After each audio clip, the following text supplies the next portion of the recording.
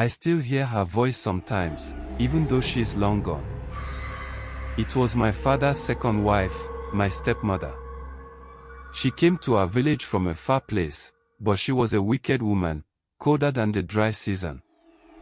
The first time I saw her, I felt something was wrong. Her eyes had a strange look, like she knew things she shouldn't. It started with small things. I'd wake up in the middle of the night, and she'd be sitting by the window, staring out into the dark. No one else was awake, and when I asked her what she was doing, she'd smile and say she was waiting for the night to speak. I never understood what she meant, but the way she said it made my skin crawl. One evening, my father had to leave for the next village. He didn't like it when I was left alone with her, but he had no choice. That night, I went to bed early, hoping it would be like any other. But I woke up around midnight to the sound of soft singing. It was coming from the living room. I didn't recognize the song, but I could feel something wasn't right.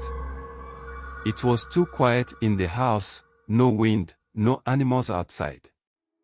The singing wasn't like any song I had ever heard. It sounded like it was calling me, pulling me from my bed. I tried to stay still, but curiosity got the better of me.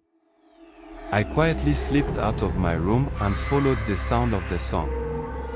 The living room was dark, but I could see her sitting there, her back to me, singing softly. The flickering light of the fire revealed something strange. She was sitting on the floor, but there were shadows moving around her, long, twisting shapes. They didn't look like normal shadows. They looked alive. I wanted to run, but my feet felt stuck to the ground. That's when she turned and saw me. Her eyes weren't human anymore. They were dark, black pools, like there was nothing inside. She smiled, but it wasn't the smile of someone who cared. "You should have stayed in bed, little one," she whispered. "Now you're part of it." I didn't understand what she meant until the next morning. My father came home, and he was different. He looked tired, thinner, like something had been draining him. And when I asked him about her, he said she was a special woman. A woman who could do things others couldn't. But after that night, I started seeing things.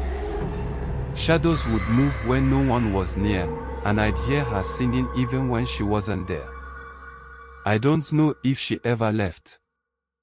One day, I found out the truth. She wasn't a normal woman.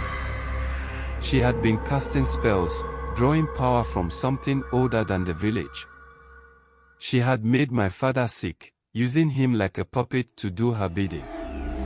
I don't know how I survived, but one day, she disappeared. No warning, no sign. My father's health returned, and the village began to feel normal again. But sometimes, when the night is still, I still hear her singing.